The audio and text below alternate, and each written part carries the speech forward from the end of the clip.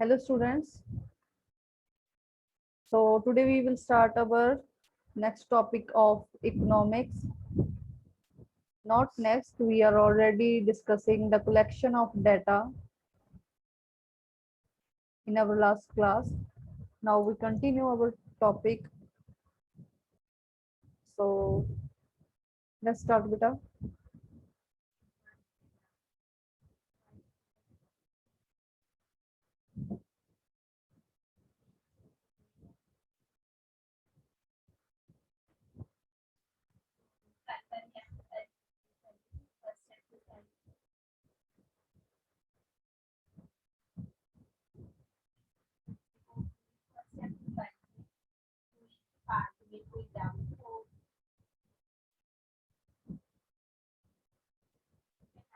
Beta last day we have discussed with census and sample survey, census और complete enumeration. तो हमने देखा था कि डाटा जो वो हम कैसे कलेक्ट कर सकते हैं। डाटा जो है बेटा वो हम सर्वे वगैरह से कलेक्ट कर सकते हैं। सर्वे किन किन किन किस किस तरीके से सर्वे किया जाता है। आप क्वेश्चनर भेज सकते हो, मेल भेज सकते हो या फिर पर्सनल इंटरव्यू से, ठीक है ना। तो इन सब चीजों से आप लोग जो है सेंस जो डाटा है वो इकट्ठा कर सकते हैं बेटा। A survey which include every element of population is known as census। जो जब आपने पॉपुलेशन का सर्वे करते हो तो जिसमें हर एक एलिमेंट को इंक्लूड किया जाता है तो उसको बोलते हैं सेंसस। और the method of complete enumeration, if certain agencies are interested in studying the total population in India, they have to obtain information from all the house hold and rural and urban India. देखो India के जो लोग हैं बेटा वो कई लोग हैं जो रूरल एरिया में रहते हैं, कई लोग हैं जो सिटीज में रहते हैं। तो अगर आपको पूरी पॉपुलेशन का डाटा चाहिए तो आपको दोनों जगह पे जाके इन्फो इकट्ठा करनी पड़ेगी। It is carried out every 10 year. देखो हमें कैसे पता लगता है कि इंडिया की पॉपुलेशन बढ़ गई है या कम हो गई। हर 10 साल बाद जो इंडिया की पॉपुलेशन है उसको काउंट किया जाता है। कैसे? हाउस टू हाउस जाके जो है जो पर्सन है ना, गवर्नमेंट एम्प्लॉयज जो उन्होंने सिलेक्ट किए होते हैं वो जाके लोगों से इंफॉर्मेशन इकट्ठी करते हैं, उसको फिर दिखाते हैं, ठीक है।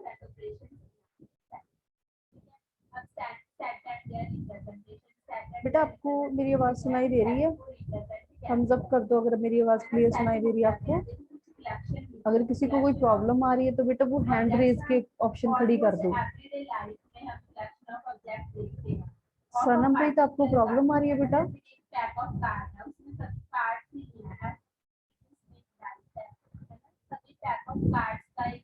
सनम बेटा आपको सही आ रही है मेरी आवाज और स्क्रीन शो हो रही है? Yes ma'am. स्क्रीन भी शो हो रही है बेटा अच्छे से? Yes ma'am. ओके बेटा ठीक है। तो जो है हमारा टॉपिक है इसमें हम करेंगे कि देखो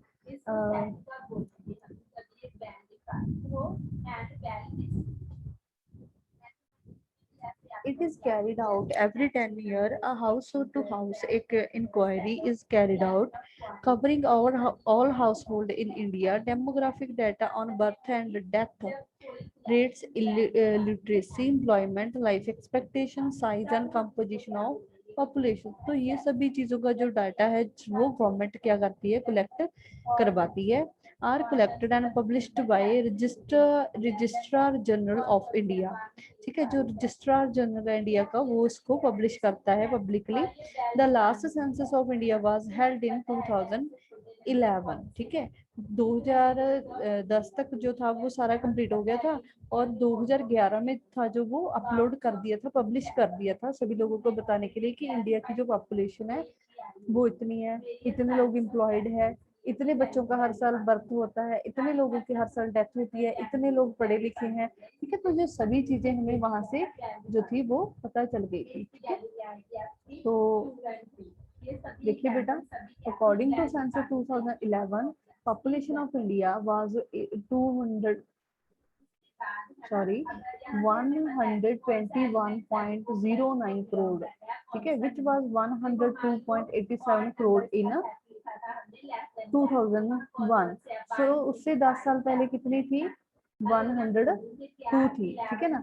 सो कि जो इंडिया की पॉपुलेशन है वो कितनी बढ़ गई, 23.83 करोड़ जो है वो पॉपुलेशन है, पहले 2001 में थी, उससे 23.83 करोड़ जो है वो बढ़ चुकी है, ठीक है ना। सो आगे है, since in this period 110 years the population of country has increased by more than 97 crore. तो अगर हम पिछले 110 सालों की हम क्वांटी जो है डाटा उठाते हैं, देखते हैं, तो 97 करोड़ की जो पॉपुलेशन है वो इंडिया की बढ़ गई है। The average annual growth rate of population which was 2.2% 2 per year in decade 1971 81 came down 1.97% in 1991 to 2001 and 1.60%, ठीक है ना। तो ये सारा जो ग्रोथ रेट है वो चल रहा है इंडिया की पॉपुलेशन का पिछले 50 सालों में से लगा लेंगे हम, अगर हम बात करें, जब 40 सालों की पिछले की बात करें। पॉपुलेशन एंड सैंपल, पॉपुलेशन और universal in statics means total totality of the items, ठीक है, कितनी टोटल आप लोग हैं जो वो दे रहे हैं, ठीक है। उसके बाद है द पॉपुलेशन और universe is a group to which the result of the study are intended to apply, तो जिसके ऊपर जो रिजल्ट है वो अप्लाई होते हैं। A population is always all individual items who possess certain characteristics according to the purpose of survey। तो अगर आप सर्वे करते हो तो आप किसी किसी पर्पस से करते हो ना, तो उस पर्पस को साथ लेके चलते हो, ठीक है। उसके बाद ही ये जो सर्वे का काम है जो कंप्लीट होता है। The first task in selecting a sample to identify the population, तो आपने देखना कि आपने कितनी पॉपुलेशन में से जो है इसको सर्वे को लेना है। सबसे पहला काम होता है, once the population is identified the researcher select a method of study। उसके बाद आपने सिर्फ मैन से लेनी है ये इंफॉर्मेशन, विमेन से लेनी है, या फिर दोनों से लेनी है। आपने एक मेथड देख लिया कि किससे लेनी है, आपने आइडेंटिफाई कर ली पॉपुलेशन, ठीक है। The researcher select method of studying, तो आप स्टडी का मेथड करोगे, रिसर्च का मेथड देखोगे वहां पे। So then once the population identified, the researcher select a method of studying it.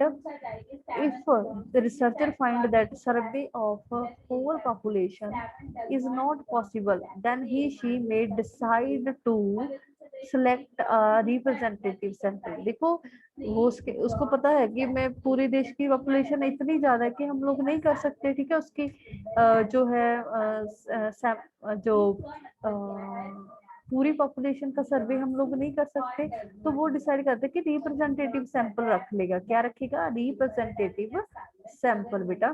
तो a sample refers to a group or section of population from which information to be obtain, जिससे आप information लेते हो, ठीक है, वो representative हो जाता है। A good sample is generally smaller than population and is capable of providing reasonably accurate information। बेटा सैंपल क्या होता है? देखो आपने आपके घर में जब चाय बनती है, जब कोई सब्जी बनती है, तो मम्मी बोलती है कि बेटा एक बाउल में एक चम्मच सब्जी निकालो, उसको टेस्ट करके देखो नमक मिर्च कैसा है। तो आपने थोड़ा सा सैंपल लिया ना, ठीक है, थोड़ा सा उसमें से निकाल के देखा, आपको पूरी सब्जी का पता चल जाएगा। इसीलिए आप जो सैंपल होता है वो किसी भी चीज का छोटा सा पार्ट होता है। जब आपने बहुत बड़े एरिया को कवर करना हो, या किसी चीज को आप पूरे को नहीं कर पा रहे होंगे, ठीक है, तो उसमें से आप सैंपल निकाल लेते हो बेटा। तो सैंपल क्या होता है? एक बड़े पार्ट का एक छोटा सा हिस्सा होता है, जिसको हम बोलते हैं सैंपल या फिर सैंपलिंग। अगर देखो, अगर इंडिया की पॉपुलेशन के बारे में बात करें तो बहुत ज्यादा हो जाएगी, ठीक है। हमने देखना कि पढ़े लिखे लोग गांव में कितने हैं, तो वो बहुत ज्यादा हो जाएगा। तो आप क्या करोगे? आप क्या एक स्टेट में से 10-15 जो गांव है उसमें से जाके आप सैंपल इकट्ठे कर ले आओगे, तो उसके बेसिस पे आप इंफॉर्मेशन कलेक्ट कर लोगे, ठीक है, इंफॉर्मेशन बना लोगे। सो इस तरीके से पूरी जब पार्ट को हमारा सर्वे करना मुश्किल होता है, तो उस समय हम सैम्पलिंग का जो मेथड है उसको अडॉप्ट करते हैं।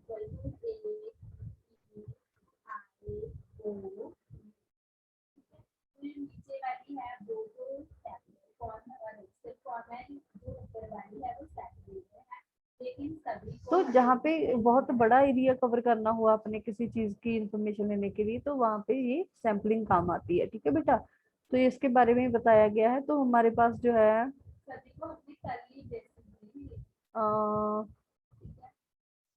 सैम्पलिंग की कुछ टाइप्स हैं। Random sampling, as the name suggest, random sampling is the one where individual units from population are selected at random. ठीक है, the government wants to determine the impact of rise in petrol price on the household budget of a particular locality. मान लो कि government चाहती है कि ये पता किया जाए कि अगर जो हाउस होल्ड है, जो जैसे घरेलू है, घरों पर कितना असर पड़ा है। ठीक है, लोगों के बजट के ऊपर कितना असर पड़ा है अगर हमने पेट्रोल के प्राइसेस जो इंक्रीज कर दिए, तो हम क्या करेंगे फॉर दिस रिप्रेजेंटेटिव। तो हमने एक रैंडम सैम्पलिंग की, हमने क्या किया, 30 household has to be taken and studied. The name of all 300 household of that area are written on the। देखो आप क्या करोगे, रैंडमली क्या करोगे, आप पूरे के पूरे नाम लिख लोगे, उसमें से आप 30 की इंटरव्यू ले लोगे। ठीक है, उसका 10th पार्ट एक सैंपल ले लिया। ठीक है, सो ये क्या होता है कि रैंडम सैम्पलिंग होती है कि आप पूरे पार्ट को कवर करने की बजाय उसका कुछ हिस्सा है, उसमें से जाके आप क्या कर लोगे, इंफॉर्मेशन है जो कलेक्ट कर लोगे। In the random sampling, every individual has an equal chance of being selected। तो यहाँ पे हम देखते हैं कि अगर आपने 300 हाउसेस में से 30 हाउसेस की जो सर्वे है वो आप कर रहे हो, तो आप कैसे करोगे, आप बोलो कि आप हर एक 10 हाउसेस हैं जो छोड़ छोड़ के कर लो। ठीक है, तो आप एक मेथड रख लेते हो कि उसकी जो सैम्पलिंग है वो करोगे। ठीक है, of population got an equal chance of being included in. ये देखो बेटा, कलेक्शन ऑफ डाटा सैम्पलिंग के थ्रू रैंडम सैम्पलिंग में क्या करते हो। मान लो ये देखो आपके सामने जो डायग्राम बना हुआ है, इसमें आपके सामने है कितने सारे हाउसेस बने हुए हैं। अब पॉपुलेशन ऑफ 20 कच्चा एंड 20 पक्का हाउसेस है। तो आपने क्या किया, आपने सैंपल ले लिया एक, जिसमें से रिप्रेजेंटेटिव कैसे होगा, आधे आपने कच्चे हाउसेस ले लिए, आधे आपने पक्के हाउसेस ले लिए। एक रिप्रेजेंटेटिव होता है, एक नॉन रिप्रेजेंटेटिव होगा।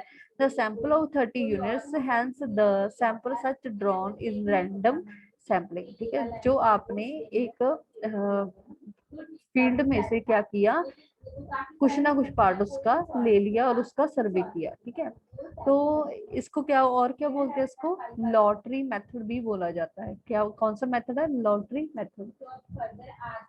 ठीक है, now computer program are used to select random sample. तो वो इसमें कंप्यूटर में पहले ही रैंडम सैम्पलिंग के जो है वो सिस्टम सेट किया जाता है, उसके बाद जो है बाकी प्रोग्रामिंग जो की जाती है। Non-random sampling, there may be situation that you have to select 10 out of 100 households locality। आपने 10 select करने हैं, you have to decide which household to select and which reject। ये आपके ऊपर है कि आपने कितने select करने हैं, कितने reject है।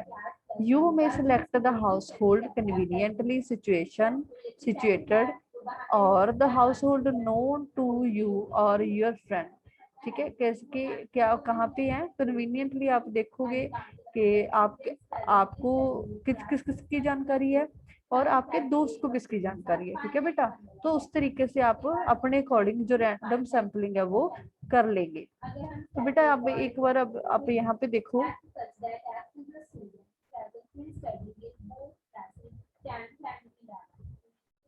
इन अ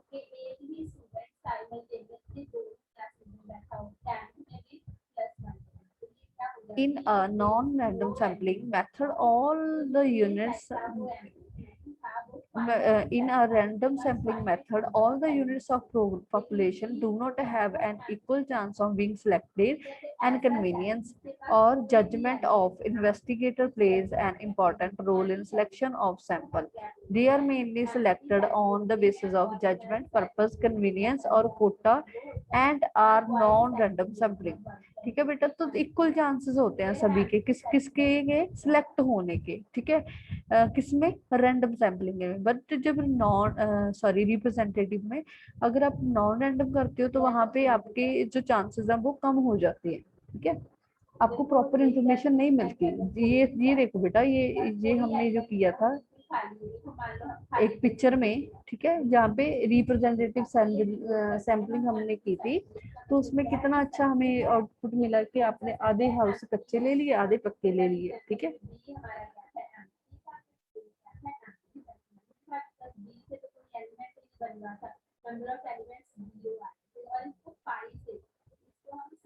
देखो बेटा, अभी आगे हमारे पास फिफ्थ पॉइंट है, sampling and non sampling errors. Sampling errors क्या होती हैं? A population consisting of numeral values has two important characteristics which are relevance here. First, central tendency which may be measured by mean, the median or mode, ठीक है। Central tendency से हम जो है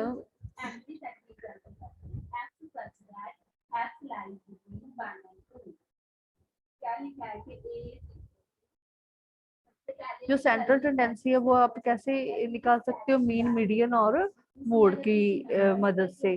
second, dispersion कैसे निकालोगे आप? Which can be measured by calculating standard deviation, mean deviation. तो इसमें डेविएशन है जो आपको लेने पड़ते हैं, ठीक है ना। तो बेटा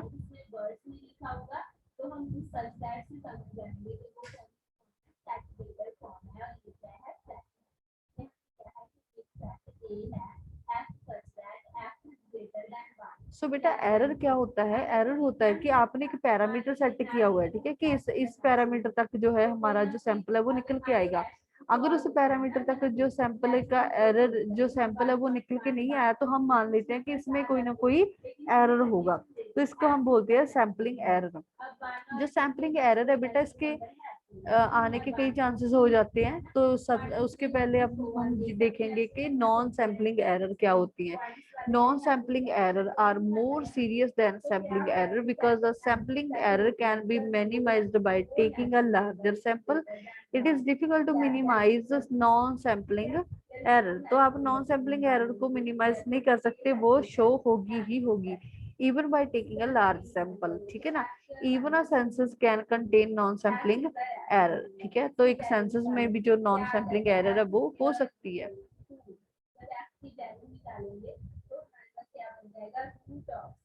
देखिए ये क्या होती है बेटा, इसमें सैम्पलिंग बायस। सैम्पलिंग बायस अगर when sampling plan is such that some member of target population could not possibly included in the sample. जैसे कि आपने जब सर्वे किया था, ठीक है, तो आपने कुछ के लोग थे जो छोड़ दिए अपनी मर्जी से। बाइस मीन्स कि आपने उन लोगों को छोड़ दिया और को चुन लिया। तो अगर इस वजह से कोई एरर आई है तो वो नॉन सैम्पलिंग एरर है, ठीक है ना। Non response error, non response अगर if an interviewer is unable to contact a person listed in the sample or person from sample refuse to respond in case the sample observation may not be representative। देखिए एक क्या होता है non response, जैसे नाम से पता चल रहा है कि आपने ना इंटरव्यू में किसी पर्सन का नाम लिखा था कि मैंने इस बंदे से पूछना जाके कि सर्वे करूंगा इसका जाके, ठीक है। जब आप सर्वे करने गए तो उस पर्सन ने क्या किया, मना कर दिया कि मैंने नहीं कोई इंटरव्यू देनी है, या फिर वो घर पे नहीं मिला आपको, तो आप क्या करोगे? तो उस पर्सन की जो इंटरव्यू वो रह गई, वो वहां पे एक एरर मानी जाएगी, ठीक है। Error in data equation, this type of error arises from recording of incorrect responses, ठीक है। इनकरेक्ट रिस्पॉन्सेज को आपने रिकॉर्ड कर लिया तो वहां पे ये प्रॉब्लम हो जाती है। Suppose the teacher asked the student to measure the length of teacher's table in the classroom. Teacher ने बोला कि बेटा आप टीचर के टेबल की जो लेंथ है उसको मेजर करो, ठीक है। The measurement by the student में डिफर। तो जो स्टूडेंट है वो अपनी तरफ से जो मेजरमेंट है वो डिफरेंट बताएंगे कि ये टेबल है जो इतना लंबा है या इतना ब्रॉड है, ठीक है। द डिफरेंसेस में बी में अगर due to difference in measuring tape में हो सकती है, मेजरिंग करते समय प्रॉब्लम। और क्या चीज हो सकती है? केयरलेसनेस। तो उन्होंने ध्यान से नहीं किया होगा, या तो फिर ऐसे भी हो सकता है। Similarly suppose we want to collect data on prices of oranges, we know that price vary from shop to shop and from market to market, prices also vary according to the quality. तो हर एक चीज के जो हमारे पास data आता है तो वो किसी ना किसी रीजन से एक दूसरे से अलग होता है, तो इसको इस एरर को हम बोलते हैं एरर इन डाटा एक्विजिशन। ठीक है, नेक्स्ट पॉइंट है बेटा census of India and NSSO. There are some agencies both at national and state level to collect, process and tabulate the statistical data. Some of agencies at national level are census of India. ठीक है, बहुत सारी agencies हैं जो काम करती है India में डाटा को कलेक्ट करने के लिए। NSS है, नेशनल सैंपल सर्वे है, सेंट्रल स्टैटिस्टिक ऑफिसर है, ठीक है, रजिस्ट्रार जनरल ऑफ इंडिया, तो ये सभी होते हैं। ठीक है,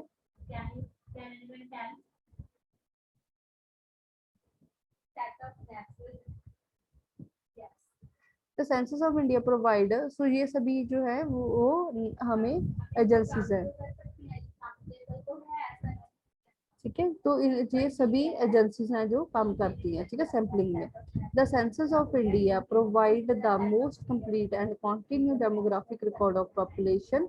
The census is being regularly conducted every 10 years since 1881। जब अंग्रेज आए थे ना इंडिया में, तब से ये सेंसस है वो हो काम कर रहा है। ठीक है ना, the first census after independent के बाद पहली बार कब हुआ था? 1951 में। ठीक है, the census official collect information in various aspect of population, size, density, sex ratio, literacy, migration, rural urban distribution. बेटा आप ना एक बात सुनते होगे, बहुत सारी हमने जो है स्टोरी सुनते हैं या फिर वैसे किसी न्यूज में सुना जाता है, जब वैसे नॉर्मली बोला जाता है कि हमारे जो कहते हैं कि पंजाब में लड़कियां कम है लड़कों से, हरियाणा में उससे भी कम है, राजस्थान में भी कम है। तो वो कैसे पता चलता है कि पंजाब में लड़कियां जो है वो कम है? ठीक है, तो वो सभी चीजें हमको किससे पता? सेंसस से पता चलती हैं। जब सर्वे होता है ना इंडिया की पॉपुलेशन का, तो इसमें ये सभी चीज आती है। जैसे हम बोलते हैं कि कितने परसेंट है कोई चीज, जैसे अगर अगर किसी एरिया में 100 बॉयज है ना, तो उसी एरिया में आपको सिर्फ 70 गर्ल्स मिलेंगी। ठीक है, 70 गर्ल्स मिलेंगी। या फिर जो जैसे हरियाणा है वहाँ पे 70 मिलेंगी 100 में से। तो ये क्या है कि एक सेंसस होता है बेटा कि 10 में से क्या है, 1000 बॉयज के पीछे कितनी गर्ल्स है? सिर्फ पंजाब में 890 थी, पता नहीं 88 गर्ल्स थी। तो जो हमें कैसे पता चलेगा कि किस चीज की कमी है, कोई क्या ज्यादा है, तो वो सब हमें सेंसस से पता चल जाता है। ठीक है, तो लिटरेसी, कितने लोग पढ़े लिखे हैं, कितने लोग अर्बन है, कितने रूरल है, तो वो सभी चीजें हमें सेंसस से पता चलती है। Census data is interpreted and analysed to understand many economic and social issues in India. देखो गवर्नमेंट को कैसे पता चलता है कि कितने लोगों को जो है वो ये वाली स्कीम्स है जो देनी चाहिए या नहीं देनी चाहिए, उनको सभी सेंसस से जो भी इंफॉर्मेशन इकट्ठी होती है उसके बेस पे गवर्नमेंट है जो अपनी पॉलिसीज बनाती है। ठीक है, The NSS was established by Government of India to conduct a nationwide survey on socio-economic issues. ठीक है, NSS एस्टेब्लिश किसने किया है? गवर्नमेंट ऑफ इंडिया ने। द डाटा किसके लिए? सोशल इश्यूज के लिए। ठीक है,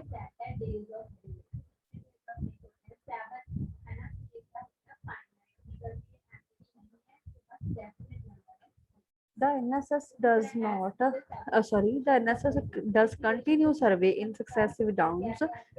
The data collected by NSS are released through reports and its quarterly journals सर्वेक्षण। ठीक है, तो जो भी डाटा सेंसस इकट्ठा करता है NSS, तो उसको अपलोड किया जाता है इंटरनेट पे या फिर पब्लिश किया जाता है अखबारों में, मैगजीन्स में, इन सभी चीजों में।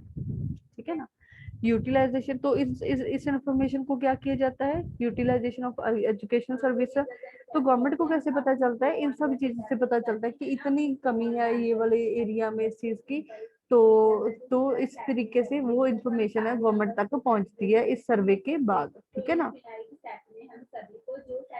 तो अभी मैं ये लाइन पढ़ा रही हूँ बेटा, द NSS 60th 60th है बेटा राउंड सर्वे।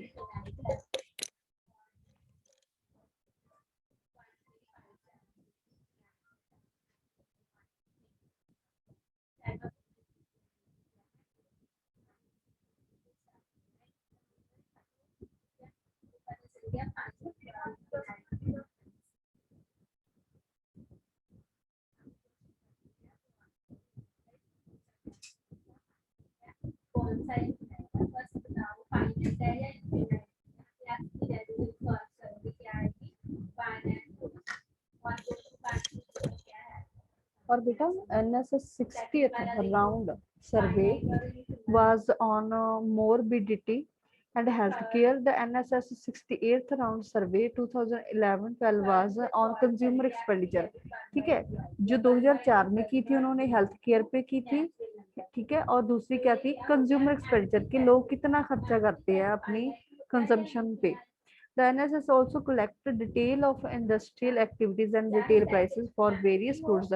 तो बहुत सारी चीजों की जो है वो इंफॉर्मेशन है वो मिल जाती है।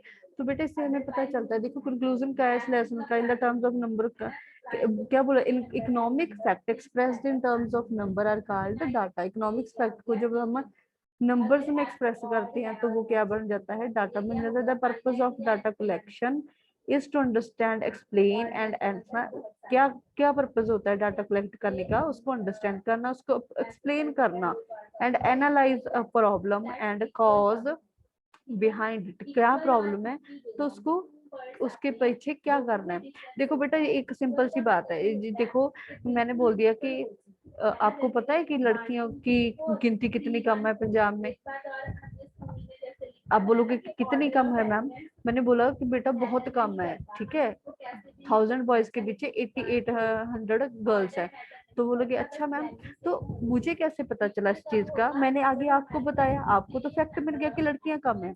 बट जो पिछला प्रोसीजर हुआ था वो क्या था, डाटा को पहले कलेक्ट किया गया, उसको क्या किया गया, उसको एनालाइज किया गया, देन उसको क्या किया गया, उसको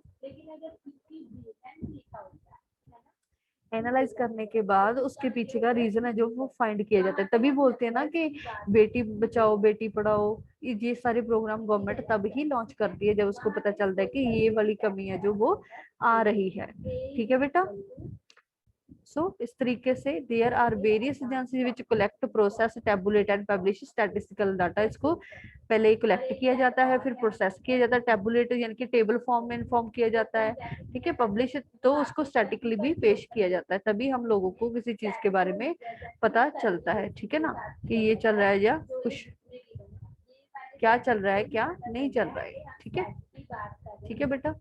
तो ये हमारा आज का टॉपिक था, बिल्कुल सिंपल, आपको अच्छे से समझ आ गया होगा। आ गया बेटा सभी को समझ, अगर कोई भी किसी ने भी कोई क्वेश्चन पूछना है बेटा तो आप अपने आप को अनम्यूट करके क्वेश्चन पूछ सकते हो।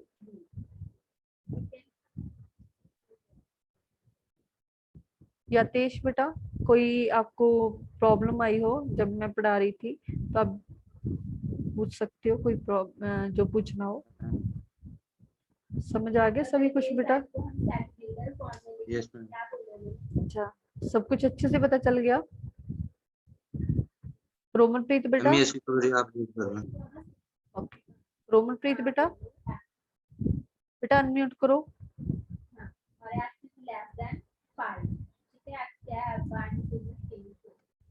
सनमप्रीत, नवजोत सिंह, बताओ बेटा आपको अच्छे से पता चल गया सारा कुछ? Yes, ma'am.